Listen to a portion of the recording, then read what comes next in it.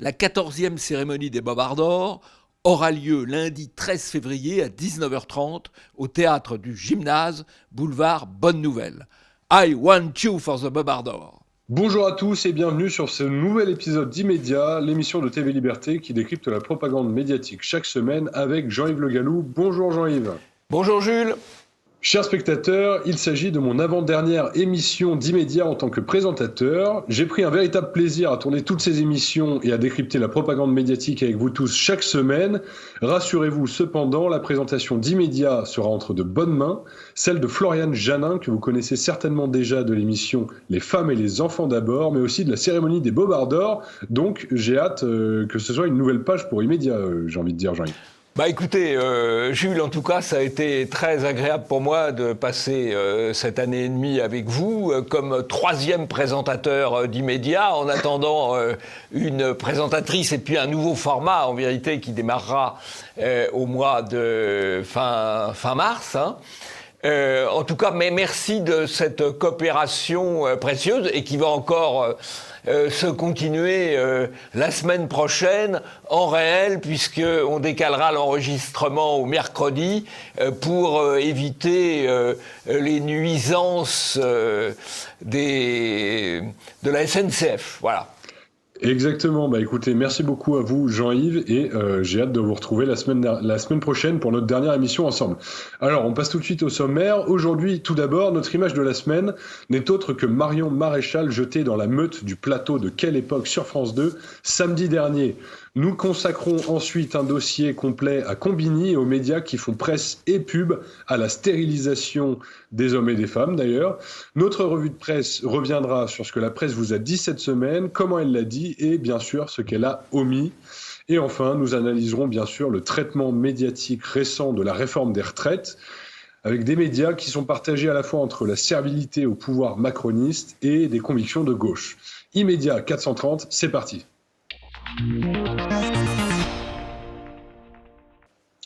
Vous est-il déjà arrivé d'être bloqué dans un débat dans lequel vous étiez isolé et entouré d'adversaires malveillants ? Eh bien, c'était le cas, en tout cas pour Marion Maréchal lors de son passage sur le plateau de Quelle époque samedi dernier, et c'est notre image de la semaine. L'immigration, c'est une obsession. Je peux parler juste 5 secondes.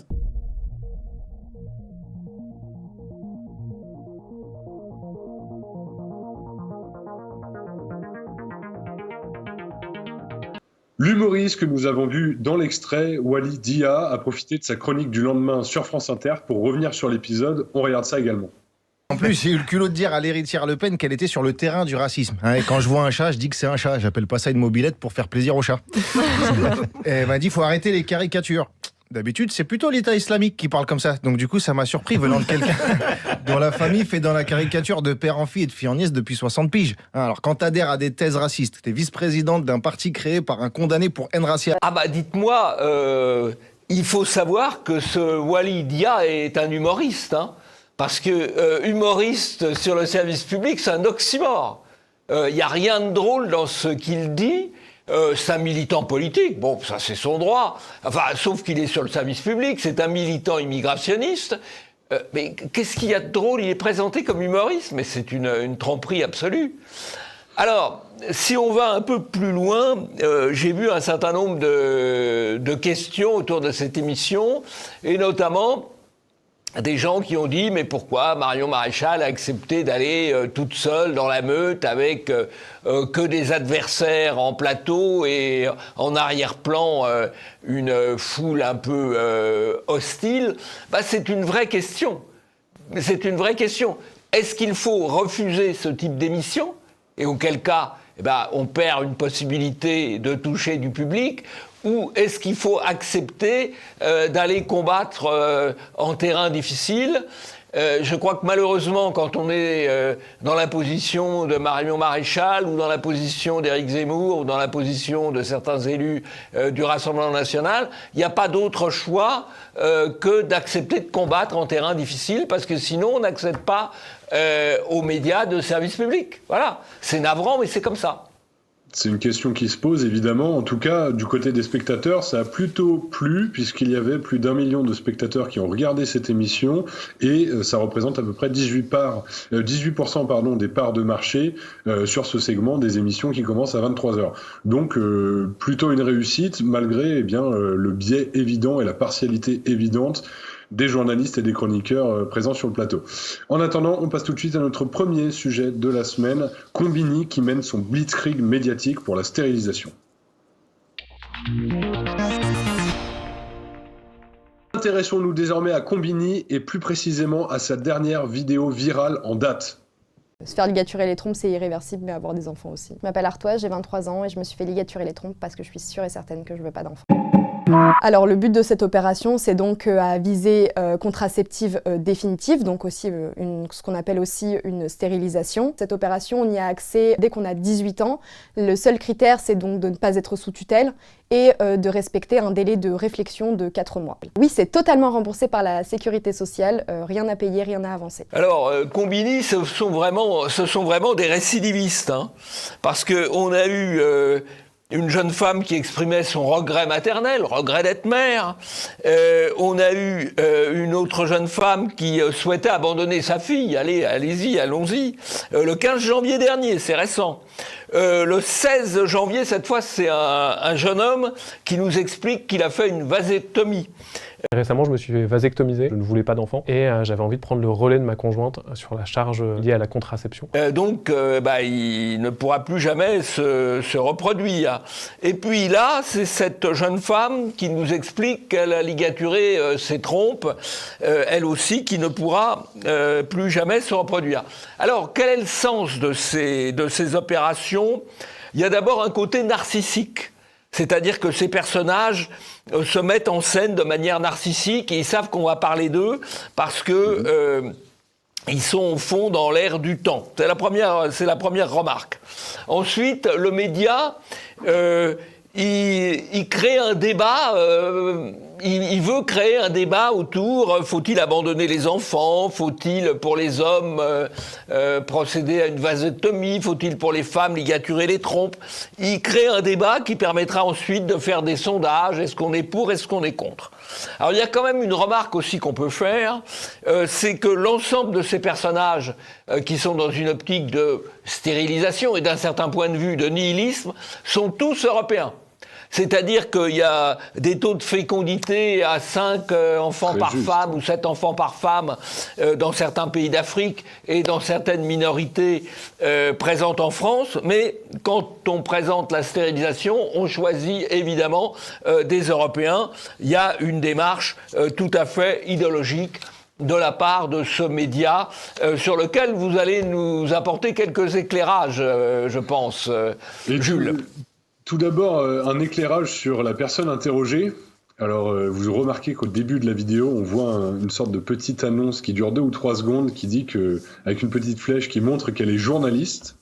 Ce qu'on nous dit pas, et ce qu'on retrouve par exemple sur son compte Instagram, par exemple, c'est qu'elle est journaliste à Combini. C'est-à-dire que la rédaction de Combini fait une vidéo sur leurs collègues. Donc il y a déjà ce petit biais-là. En creusant un peu, on voit également que c'est une militante féministe de gauche et qu'elle suit par exemple et qu'elle photographie tous les collages féministes de Paris et de la région d'Aubervilliers. Et alors ce qui est intéressant avec Combini, on l'avait mentionné rapidement dans un épisode précédent, c'est les liens et les investissements qu'ils reçoivent de la famille Perrodo et du groupe Perenco, donc le grand groupe pétrolier, le deuxième plus grand groupe pétrolier en France. Le PDG également, Ikrali Lobzanidze, qui est un ancien banquier chez Rothschild. On voit un petit peu le parcours similaire à Emmanuel Macron. Et alors j'ai cet article sur Combini et son financement. Combini a reçu 30 millions d'euros investis par la famille Perrodo en 2018. Depuis des sociétés aux Bahamas, n'est-ce pas ? Depuis une holding luxembourgeoise nommée OmniRep TMT Holdings qui rachète pour un montant de 18 millions d'euros les actions détenues par le fonds d'investissement qui les détenait auparavant chez Combini. Cette holding appartient à 3 sociétés résidant aux Bahamas. Il se trouve que les noms de François Bertrand et Nathalie Perraudot se trouvent derrière ces entités aux pratiques opaques. Ils décident de prêter ensuite 3 millions d'euros supplémentaires, ainsi que 6,8 millions d'euros correspondant à des actions convertibles. Et enfin, ils ont donné 1,5 million d'euros à Ishli Budish SAS, une holding appartenant au fondateur de Combini. Et on voit dans l'article une petite démonstration qui montre que ces investissements, bien sûr, ont un coût en retour, et ce coût s'effectue sur la ligne éditoriale de Combini, qui, quand elle parle, rarement d'ailleurs, d'accidents pétroliers par exemple, ne mentionne jamais Perenco, mais toujours ses rivaux directs. Alors on avait également la lettre A qui avait publié justement l'identité de ces investisseurs, donc la famille Perraudot, et Combini avait entamé une procédure bâillon, c'est-à-dire une procédure en diffamation pour faire taire l'information. Combini a ensuite été condamné pour ça, pour procédure abusive. Et alors, ce qui me fascine avec Combini, mais également avec Brut, etc., dont on a eu l'occasion de parler sur Immédiat, c'est leur influence sur les jeunes et sur les autres médias, Jean-Yves. Oui, alors on a là, je dirais de manière presque archétypale, l'alliance de l'extrême gauche et de l'extrême capitalisme. De l'extrême capitalisme dans la détention de l'argent, dans l'origine du directeur qui vient de chez Rothschild, dans le fait qu'on contrôle quand même une partie du contenu sur ce qui peut être gênant pour les détenteurs du capital. Et puis l'extrême gauche, puisque l'extrême gauche par les journalistes recrutés et par les thèmes traités. Donc c'est vraiment le cœur du système libéral libertaire, extrême capitalisme, extrême gauche, main dans la main. C'est un phénomène qu'on observe assez souvent. Et là, s'agissant d'un média qui est en fait un média effectivement qui défriche de nouvelles méthodes de communication et qui touchent une clientèle assez jeune, plutôt chez les 18-34 ans que chez les plus anciens. C'est ce qui explique d'ailleurs le nouveau partenariat qui a été annoncé cette semaine entre M6 et Combini, puisque la chaîne M6, c'est tout simple, sa plateforme de replay, donc de vidéo à la demande, est celle qui est le plus vue par les 18-34 ans. Et en s'alliant avec Combini, ils savent qu'ils vont, et en créant bien sûr des contenus personnalisés pour Combini, des contenus inédits, ils savent qu'ils vont ramener encore plus de jeunes sur leur plateforme. Et là, par exemple, j'ai un exemple du Parisien qui aborde les mêmes thèmes. Il regrette d'avoir eu un enfant, des psys à l'écoute des parents rongés par la culpabilité. Ça date d'il y a 3 jours. Ou encore France Culture, qui est l'exemple le plus flagrant, selon moi, de ces médias, par exemple du service public, qui reprennent un petit peu les mannes de Combini et Brut, etc. Alors je vous lis l'article. Hein. Derrière les polémiques anti-woke, un vieux monde intolérant et allié à l'extrême droite s'attaque à la jeunesse et aux minorités. Extrême droite. L'extrême droite s'attaque à la jeunesse et aux minorités, dénonce l'historien des idées François Cusset, etc. Avec une belle image qui met bien en valeur, hein, bienvenue au Wokistan. Donc on voit bien le néologisme, le Wokistan ce serait le pays du wokisme. Donc là on voit un petit peu la perméabilité de ces nouvelles méthodes de communication et de cette idéologie woke dans les médias institutionnels, on va dire, Jean-Yves. Oui, absolument. Alors, ce qui est assez amusant, d'ailleurs, c'est que l'historien, le François Cusset, qui est présenté comme historien, ce qui est exact, historien de quoi ? Il a étudié l'influence des déconstructeurs français, Derrida, Foucault et autres, ce qu'on appelle la French Theory aux États-Unis. Donc on a, si vous voulez, il déplore qu'on condamne qu'on critique un peu les Wok, mais lui s'est intéressé à l'origine du wokisme aux États-Unis, à savoir les déconstructeurs français, qui ont été repris dans les universités américaines et dont les idées reviennent ensuite en France.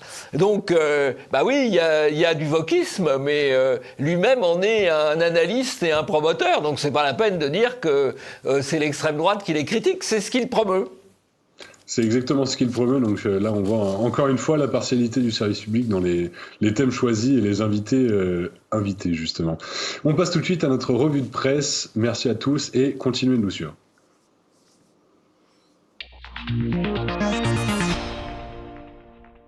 Pour bien commencer cette revue de presse, eh bien tout d'abord un scandale et une réunion de crise à BFM TV cette semaine. Pourquoi ? Eh bien parce qu'il y a des soupçons d'ingérence éditoriale. Alors ce que ça veut dire précisément, c'est que le présentateur du journal de la nuit, Rachid Mbarki, aurait diffusé durant des mois des images institutionnelles de propagande, notamment en faveur du Maroc. Ce scandale, qui fait l'objet d'une enquête interne, a donné lieu à une réunion de crise en présence de Marc-Olivier Fogiel, donc le patron de la chaîne. Un audit interne avait été déclenché mi-janvier après que la chaîne ait été informée que de nombreux contenus suspects avaient été diffusés dans le journal de la nuit. Le journaliste d'origine marocaine aurait même perçu des paiements en liquide et il aurait notamment déclaré à de nombreuses reprises « Je suis marocain, mon cœur bat pour le Maroc, je suis très fier d'être marocain » ou encore « Je suis musulman, français et surtout marocain ». Donc là, une affaire encore assez cocasse pour BFM TV. Oui, alors bon, des influences étrangères dans les médias, il n'y a pas que le Maroc, hein. Il y a le Qatar, il y a les États-Unis, il y a beaucoup d'États, beaucoup d'influences. Là, c'est peut-être un peu grossier parce que il l'a affiché de manière évidente. Il l'a déclaré. Et puis alors, si en plus il s'est fait toper avec de l'argent liquide, c'est pas très fin, quoi. Voilà. Mais je crains qu'il n'y ait pas que des influences marocaines à BFM TV. Mais les autres sont peut-être un peu plus discrètes. Alors, conformément à nos habitudes d'oiseaux de malheur, comme diront certains, Jean-Yves, je vous propose une mauvaise nouvelle. Le déficit commercial de la France bat un record absolu pour une nouvelle fois, 2 années consécutives. Cette fois, il s'élève à 164 milliards d'euros. Alors, dans un article de BFM TV, on nous dit que le déficit sur les biens a pratiquement doublé par rapport au précédent record de 84 milliards d'euros en 2021, principalement en raison d'une multiplication par plus de 2 des prix de l'énergie à l'importation, a précisé le ministère. On est malheureusement dans la continuité des années précédentes, commente le ministre du Commerce extérieur, reconnaissant un déficit extrêmement important sur les biens, tout en se réjouissant de l'excédent record des services. Oui, alors on compense, sauf que l'excédent record des services, il ne compense pas la moitié de l'ensemble du déficit du commerce extérieur. Donc on reste en très fort déficit de la balance des biens et des services. Grosse défaite et petite victoire dans la Macronie. Pardon ? Grosse défaite et petite victoire. Oui, voilà, c'est ça. Mais ce qui n'est pas non plus dit, c'est que si c'est lié, c'est pas la seule cause, mais si c'est lié au prix de l'énergie, qu'est-ce qui a fait exploser le prix de l'énergie, si ce n'est les sanctions prises à l'encontre de la Russie, qui reviennent véritablement en boomerang, parce que le commerce extérieur russe se porte plutôt bien, et le commerce extérieur français se porte plutôt mal. C'est quand même assez étrange. On pourrait au moins dire, bah oui, c'est la responsabilité des décisions qui ont été prises de manière un peu, on peut dire irréfléchie en matière de sanctions économiques. Voilà. Mais encore ça, encore une fois, on essaie de dédouaner le gouvernement en présentant des facteurs que l'on présente comme extérieurs. Oui, ils n'ont pas eu de chance, les malheureux. Bah non. Ils ont pris des décisions. Voilà, il faut maintenant payer le prix. Et voilà, c'est les Français qui en payent le prix. Alors, j'ai un article des Échos qui est quand même un peu plus objectif, même s'il n'est pas non plus, il n'y va pas non plus à la canonnade. La France essuie le pire déficit commercial de son histoire. Quand le ministre de l'économie Bruno Le Maire se félicite de la résilience de l'économie française, il occulte, c'est un mot intéressant qui revient souvent sur Immédiat, il occulte les pertes abyssales du commerce extérieur, un des marqueurs phares de la compétitivité du pays, en parlant d'un record historique. Donc là, on voit que la presse économique, malgré ses défauts qu'on a déjà exposés, est tout de même un peu plus précise sur la question. C'est bien. Un point positif pour les Échos, allez. Il faut en donner de temps en temps, Jean-Yves. Oui, absolument. Alors, le commerce extérieur n'est pas le seul endroit où le bas blesse. Malheureusement, la souveraineté numérique nationale a, elle aussi, ses mauvaises nouvelles cette semaine. On l'apprend dans la lettre A, que Quant, malgré le fait qu'ils aient réussi à dégager 10 millions d'euros de chiffre d'affaires en 2021, cumule désormais plus de 42 millions d'euros de pertes. Une situation financière périlleuse qui rend urgent l'apport d'argent frais pour le navigateur français, nous apprend donc cet article. Alors Quant, qu'est-ce que c'est ? C'est en gros un navigateur de recherche. comme l'est Google Chrome par exemple, que vous pouvez peut-être avoir sur vos ordinateurs. Et en fait, c'est une sorte de success story à ses origines de la souveraineté numérique nationale française. On apprend par exemple que la Caisse des dépôts a investi 15 millions à partir de 2017, que ce navigateur a eu un prêt de 25 millions d'euros de la part de la Banque européenne d'investissement, et qu'on en a facilité l'usage, par exemple, au Parlement, dans des grandes entreprises comme Thales, Safran, France Télévisions ou Radio France, et que c'était le bijou, entre guillemets, de la souveraineté numérique française, puisqu'il se revendiquait à ses débuts comme un anti-Google. On voit bien que ça a plutôt mal marché pour eux, finalement. Ben oui, c'est un peu triste, parce que au fond, c'est une assez bonne démarche d'essayer de recouvrer un peu de souveraineté numérique. Malheureusement, ça ne marche pas.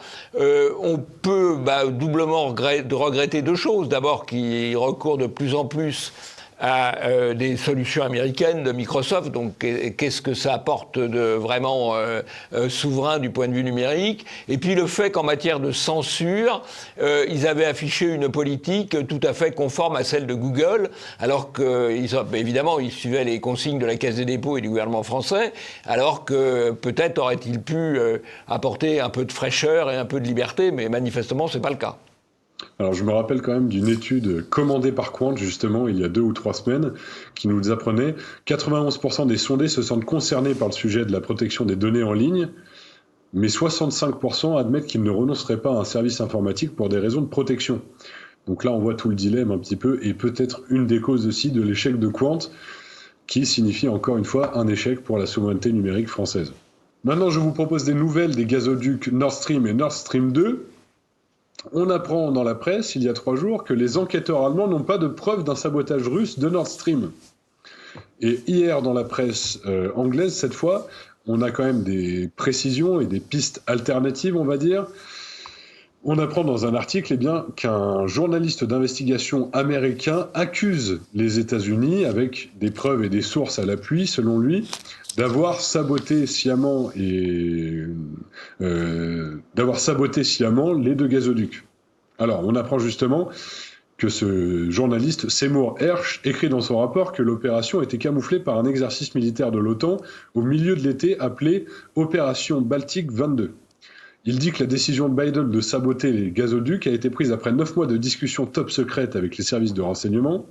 Je cite, « Dans cette période, le sujet n'était pas de déterminer si la mission allait être menée à bien, mais plutôt comment la réussir sans laisser d'indices sur la provenance de l'attaque. » L'article précise bien sûr, pour se défendre de mauvaises informations, au cas échéant.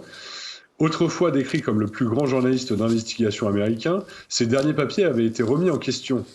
Cela inclut ses doutes quant à l'utilisation par le régime d'Assad d'armes chimiques contre sa population, et dans son rapport sur Nord Stream, Hersh a cité une source anonyme, je cite, avec une connaissance directe de la planification de l'opération. Ce qui est intéressant en France, c'est que l'histoire n'est pas reprise pour l'instant, mis à part par France 24, en anglais donc, pour son volet international, La Tribune, donc un journal local, et Sud-Ouest, qui utilise une sorte de pirouette sémantique en formulant le titre ainsi, « Washington dément un article l'accusant d'être responsable de sabotage ». Oui, alors ce qui est intéressant dans cette affaire quand même, c'est que 2 grands journaux étrangers posent la question de l'origine du sabotage de Nord Stream. D'abord Die Welt, qui est le grand journal allemand, qui le met de manière prudente, puisqu'il dit, d'après le procureur en charge de l'enquête, il n'y a pas de preuve de l'implication de la Russie, ce qui est évidemment une négation, mais si c'est pas la Russie, alors qui c'est? Ça, c'est la question qui se pose. Et puis le Times, qui est un grand journal londonien, là aussi 2 journaux très très mainstream, des médias de grand chemin, allemand pour l'un, anglais pour l'autre, britannique pour l'autre, qui posent la question de l'origine du sabotage. Négatif dans Die Welt, on n'a pas de preuve que ce soit la Russie, positif dans le Times, en citant Seymour Hersh. Alors, c'est quand même pas n'importe qui, ce journaliste d'investigation, aujourd'hui très âgé, puisque c'est lui qui a sorti 2 affaires tout à fait importantes, les tortures dans la prison américaine d'Abu Ghraib, ou sous contrôle américain d'Abu Ghraib, et le massacre à l'époque de la guerre du Vietnam, donc c'était encore plus ancien, le massacre de My Lai, qui est un crime de guerre américain pendant la guerre du Vietnam. Donc c'est quelqu'un qui a quelques références en matière d'investigation. Alors est-ce qu'il a raison ou pas au cas particulier ? Je ne sais pas, mais ça mériterait débat. Ça me rappelle un débat qui avait eu lieu immédiatement après le sabotage du Nord Stream sur BFM TV, où il y avait 4 journalistes qui discutaient entre eux pour savoir quelle pouvait être la raison pour laquelle les Russes avaient fait sauter ce gazoduc. Alors ils évoquaient des raisons différentes, des hypothèses différentes, toutes plus complotistes les unes que les autres d'ailleurs par parenthèse, mais ils n'envisageaient pas que ça puisse être une autre puissance que la Russie qui est opérée le sabotage de ce gazoduc russe par ailleurs. Voilà. Et pour terminer, une nouvelle plutôt horrifiante mais instructive sur l'état de l'excision en France livrée par le Parisien cette semaine. Je sens toujours la lame en moi. En Seine-Saint-Denis, 7,2% des 18-45 ans ont été victimes d'excision. Dans un article du Figaro, on apprend que ce sont près de 125 000 femmes vivant en France qui ont été victimes d'une excision dans leur vie. Et on a l'histoire de Rama, par exemple, qui dit « Je suis rentré chez moi après m'être absenté 30 minutes. Ma fille était sur la table, elle saignait et ma mère m'a dit « C'est comme ça, elle doit y passer aussi. » Rama est originaire de Djibouti. À l'âge de 5 ans, elle avait été excisée. Et en fait, elle était partie, quand elle était devenue mère, elle était partie en France, quitter son pays, pour échapper à cette pratique barbare de l'excision. Et on nous explique qu'après un bref séjour passé avec sa fille à Djibouti, chez sa mère, eh bien, sa mère a fait venir cet après-midi-là, pendant son absence, les exciseuses. Sa fille Lauria avait 6 mois et elle est décédée d'une infection généralisée quelques semaines plus tard. Oui, alors c'est une information extrêmement triste, d'abord, de savoir que tout ça se passe en France. Ça révèle aussi quand même le nombre de l'immigration africaine, et même pas d'une partie de l'Afrique, puisque tous les pays d'Afrique ne pratiquent pas ça également. Il y a effectivement Djibouti, il y a le Mali, il y a le Sénégal, mais tous les pays d'Afrique ne le pratiquent pas également. Et puis ça attire l'attention sur un paradoxe aussi, c'est qu'aujourd'hui, on peut rentrer en France, on peut obtenir le droit d'asile en expliquant qu'on est menacé ou que son enfant est menacé d'excision. Donc c'est un moyen d'obtenir le droit d'asile, alors que l'excision, malheureusement, continue de se pratiquer sur les enfants ou les jeunes filles présentes en France, soit en France même, soit à l'occasion de retour au pays lors de vacances. Donc on a un système qui est vraiment peu satisfaisant, qui est aussi révélateur du fait que les populations qui viennent d'ailleurs apportent avec elles les pratiques qui viennent d'ailleurs. Voilà, c'est triste à dire, et c'est des pratiques qui nous paraissent, à nous, Européens, profondément choquantes, mais qui sont ancrées dans certaines traditions africaines. Je vois que le temps file. Jean-Yves, je vous propose de passer tout de suite à notre dernier sujet de la semaine, le traitement médiatique des retraites et les médias tiraillés.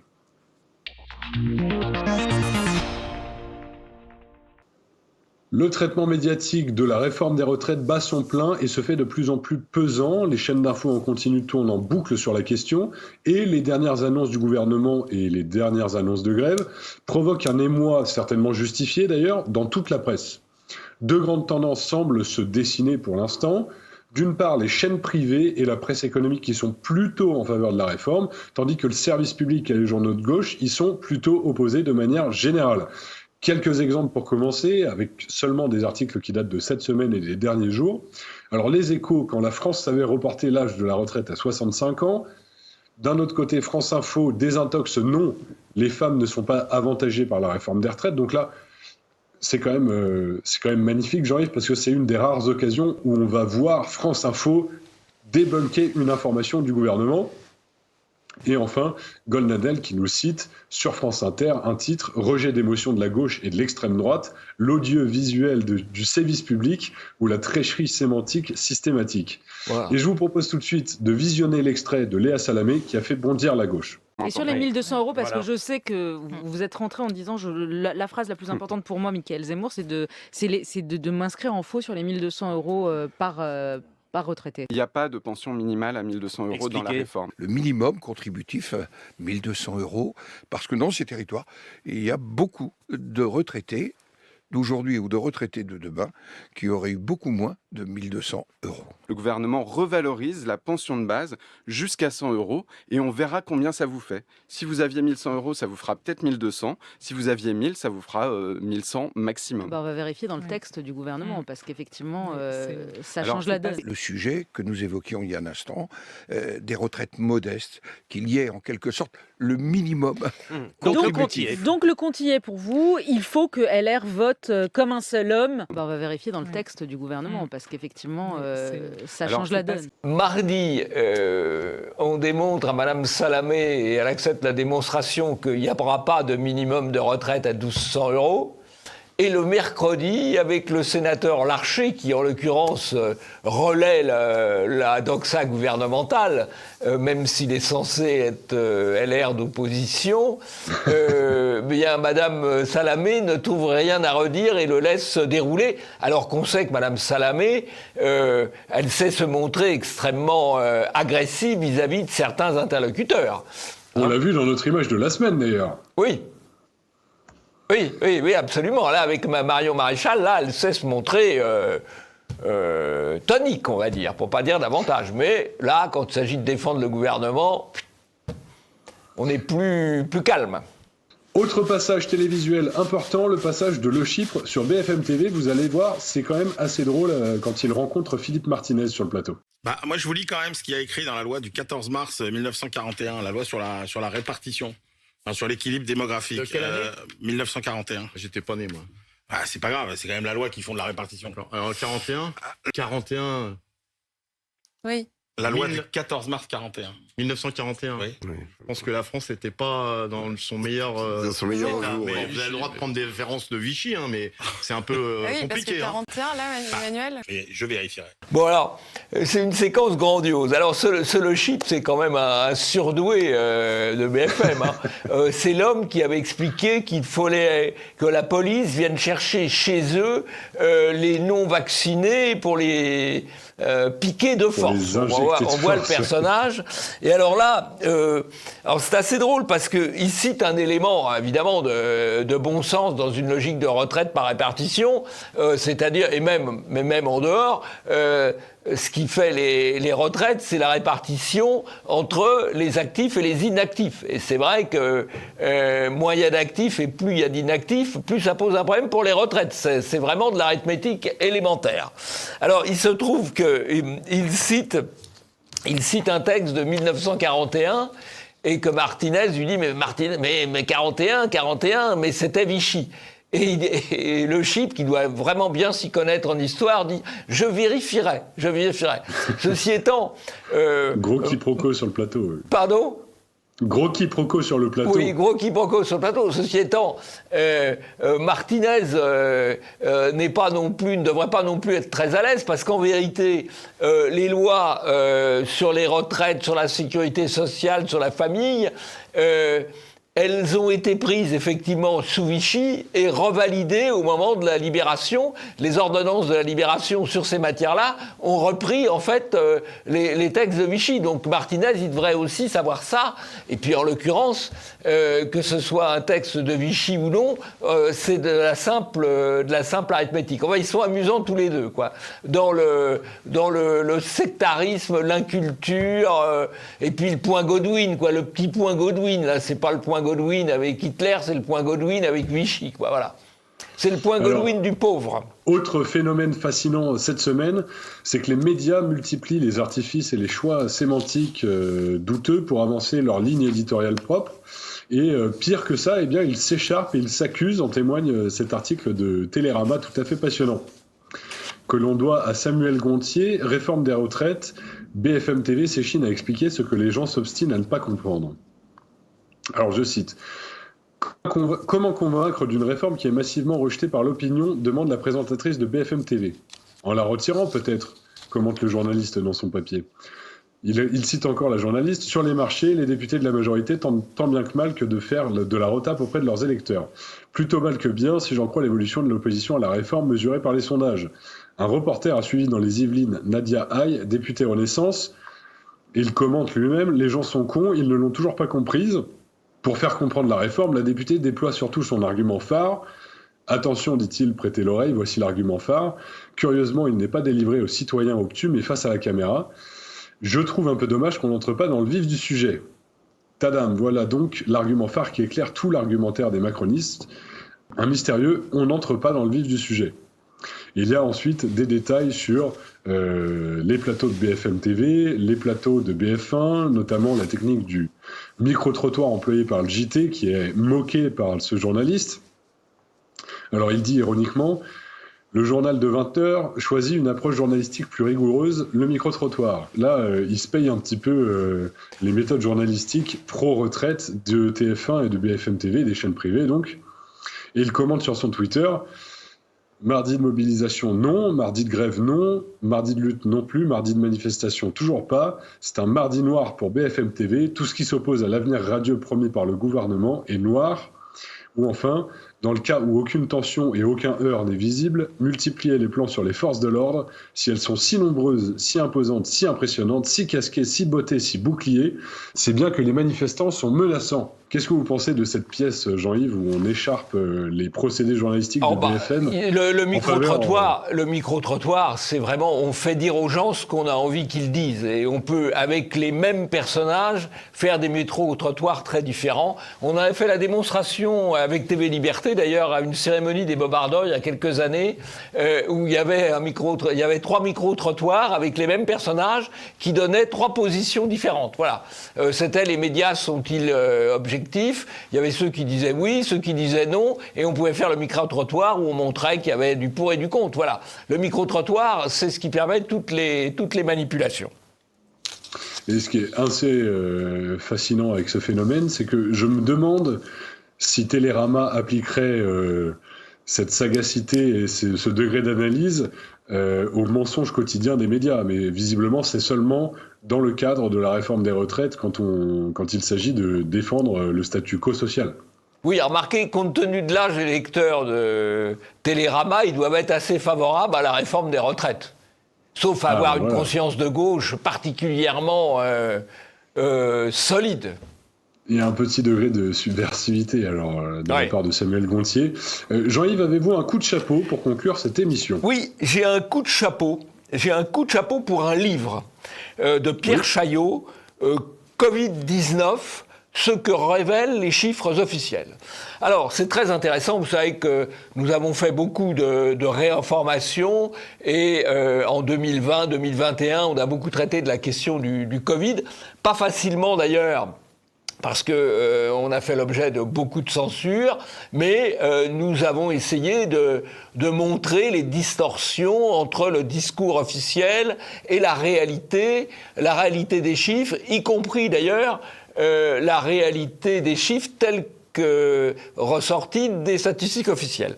Et bien là, nous avons, sous la forme d'un livre, une analyse extrêmement complète de ce phénomène, avec un peu de recul. C'est un livre vraiment très intéressant, dont je recommande la lecture. Eh bien écoutez, merci beaucoup Jean-Yves, merci à tous d'avoir regardé cette émission, mon avant-dernière, je le rappelle. En attendant, je vous dis à la semaine prochaine pour ma dernière émission de présentation, et surtout n'hésitez pas à aimer, commenter, partager cette émission auprès de vous pour qu'Immédiat continue de vivre. Merci beaucoup et à la semaine prochaine.